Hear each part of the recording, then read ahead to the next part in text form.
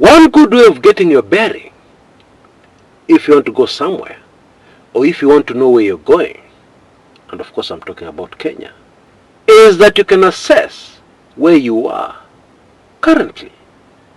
So let me ask the question directly. Where are we as a country currently? Now there are all kinds of answers you will get from Kenyans, including that favorite one of Kenyans these days. Things are boiling nicely. Whatever that means, I'm sure you have your own opinion of what that may mean. But the one that really attracted my attention is that one of Finance Bill 2025 must not be passed. Ish. Now, as far as I know, the Finance Bill 2025 is still under construction. And in any case, how does Finance Bill 2025 tell anybody where the country is right now? The truth is, that is totally unexpected. What one would expect is what Justin Muturi is up to, missing cabinet meetings, okay? Or what Gachagua is saying, warning the people of the Mulembe nation, we were there. Yeah, that man was camped in the mountain, and he told us so many things which never worked, and now he's there, he's doing the same thing. So be careful, because we know he cannot come here. This is Gachagua talking, because we know him. Things like that.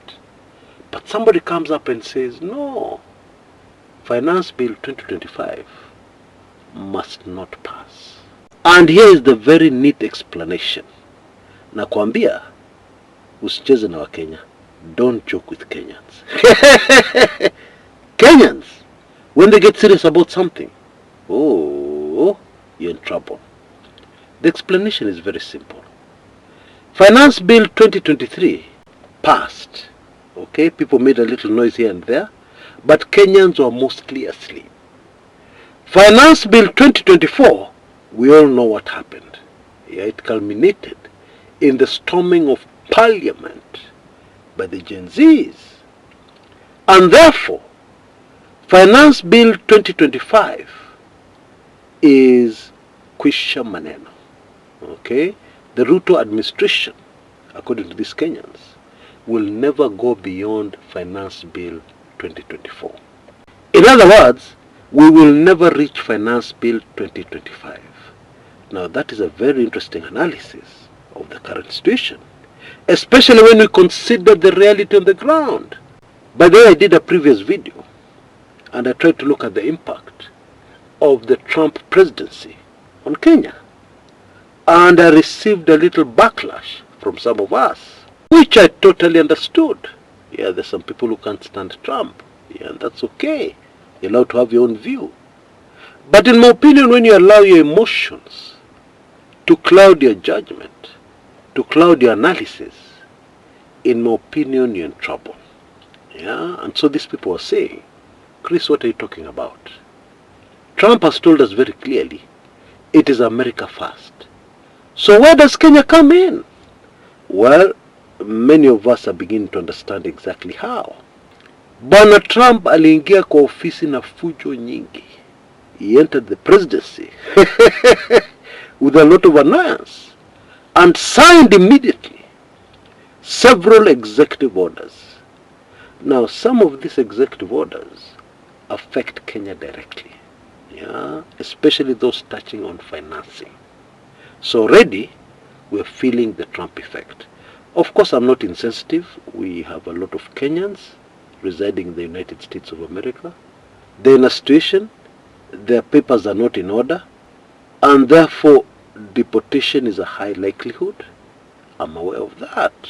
I'm also aware of the many other Kenyans residing in the US who have no issues with their residency. However, they still don't like Trump and will never like Trump, which again is okay. But in my opinion, it is good to look at the big picture. Okay?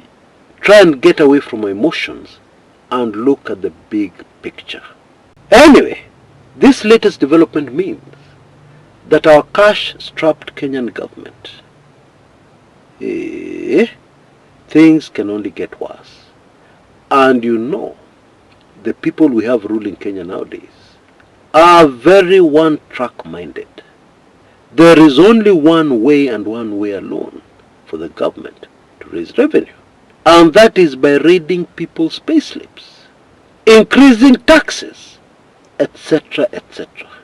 Of course, they don't realize that it is possible to milk a cow so much that it stops producing milk, which of course is counterproductive. That one they don't see. And therefore it goes without saying that Finance Bill 2025 will have a lot of money to raise.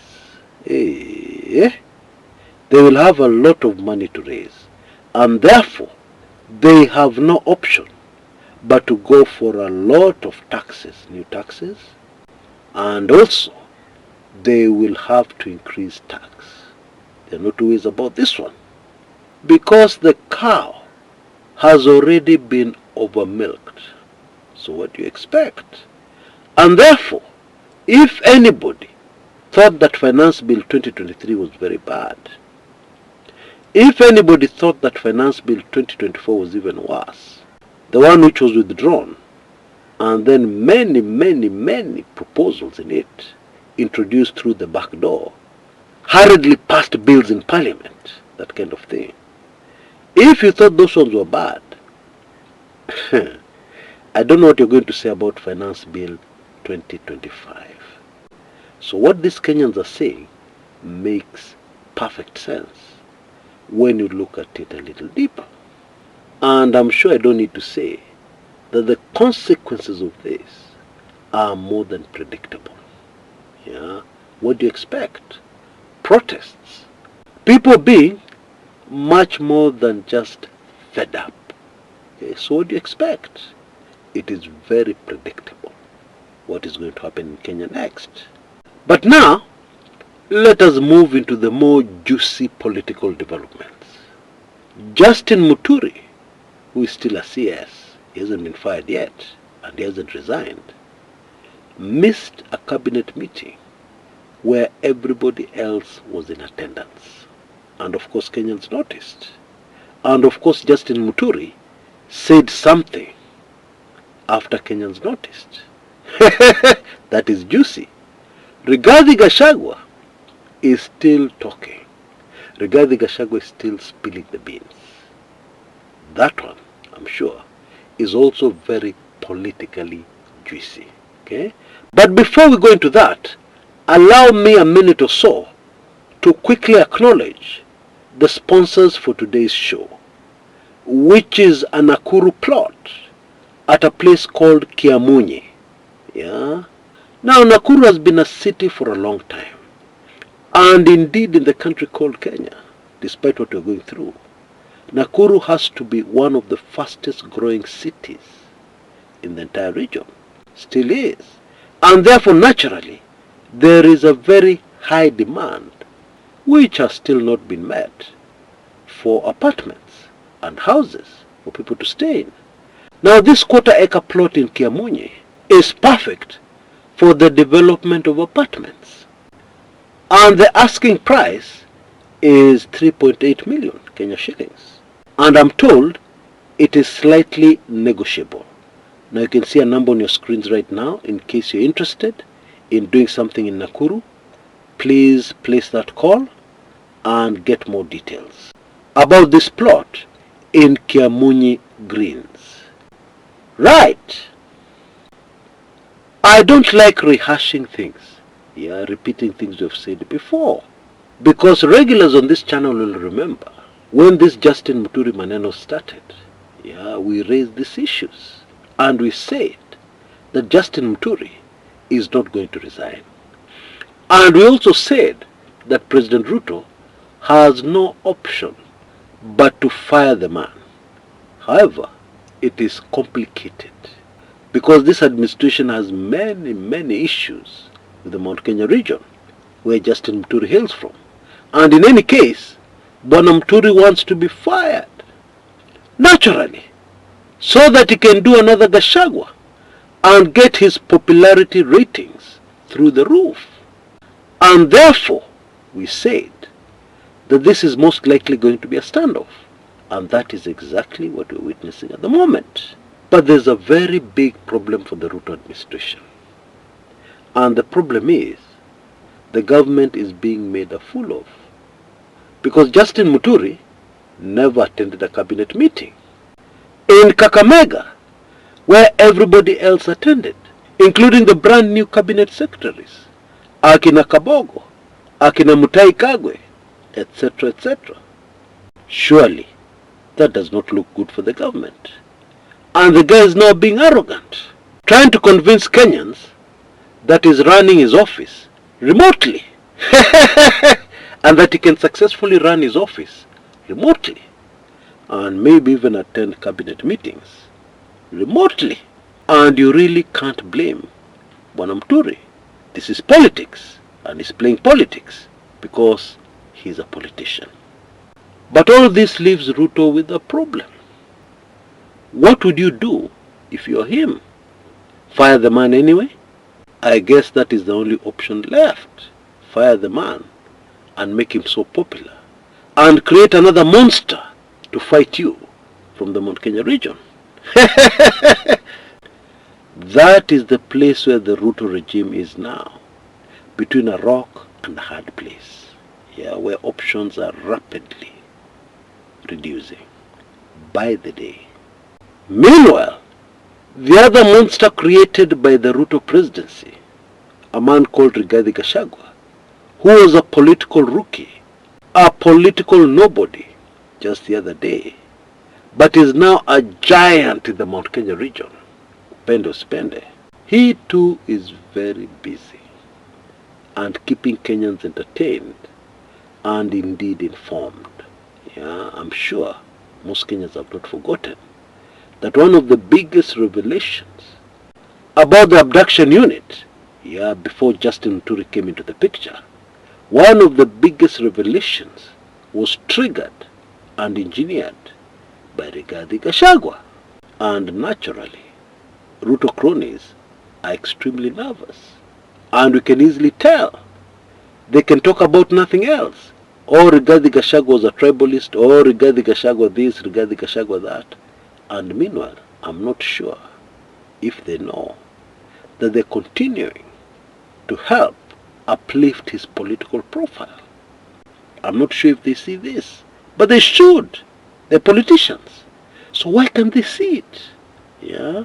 Anyway, the problem here, you imagine in the Ruto presidency, the problem here is that this man knows many secrets. And so, I'm sure, one is bound to get problems getting sleep at night, because you're always asking yourself constantly, this man has many secrets. What will he reveal next? Huh? And this thing he'll reveal next, just what kind of damage will it do on this regime? I'm sure now you get the picture of how complicated, how stressful things must be for Ruto's regime. Nabado, things definitely are going to get worse. Yeah, all the signs, the writing on the wall clearly tell us exactly that. And this brings us to the most telling statement about the state of politics in our dear motherland. And it is really very simple. What we have here is a regime on its way out. That should be more than obvious currently. It has long passed that stage where this was debatable. It seems that everybody knows that this regime is going. And as usual, when a regime is going, they believe they can survive. We have seen this throughout history. Everybody else knows they're going except them. Yeah, and this is exactly what is happening. And you see, the problem is, a dictatorial regime like this one is never more dangerous than it is at this particular stage of Lala Salama, where it is going. Because normally people make desperate moves, drastic moves, which hurt many, many, many Kenyans. And we can see this right down history. Yeah. There was a king in Israel called King Saul. He knew he had already been rejected by Almighty God, but he was clinging to power. Now towards the very end, he was very determined to kill David. He was very determined. And he was coming up with schemes every other day to get rid of David. And the man was going. Indeed, he became very, very dangerous, just like the Ruto regime is currently. And indeed, his last desperate move was to consort something he had banned in his kingdom, witches. He consulted a witch. And while in disguise, he asked this Muganga to bring back the prophet Samuel from the dead, which he did, allegedly. You know, this is one of the most fascinating passages. I find it very fascinating because those who are spiritual know that once somebody has crossed to the other side, you have left the world of the living. There is no way you can be summoned back. It doesn't work like that spiritually. And therefore, this was not the real prophet Samuel. This was a fake, an impostor, a familiar spirit, which of course was very familiar with a number of important facts, like the fact that King Saul had long been rejected by Almighty God, and the fact that his kingdom had come to an end. It was only a matter of time, and therefore the predictions made were correct, they were spot on. In my opinion, all this firmly confirms where we are as a country right now. We're in a very, very dangerous situation, yeah, towards the end of a regime which is going, yeah, and it is not going during an election. No, it is going and there is no election. Nothing can be more chaotic than that. And remember, the regime, those powerful insiders, most of them have no idea that they're going. And that's why it's so dangerous.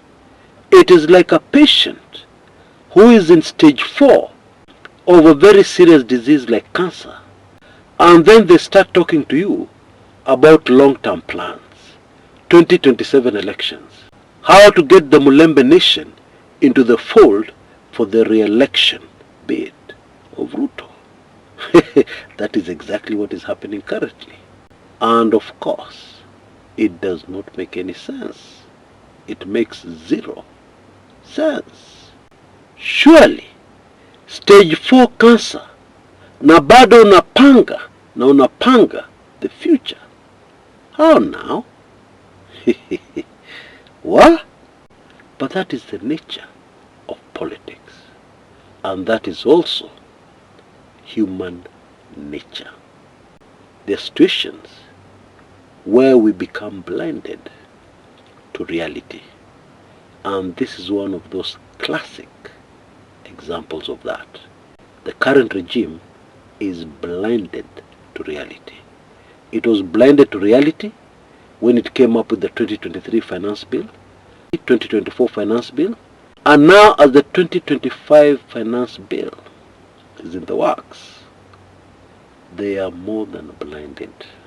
They are not only more than blinded, but they have no idea.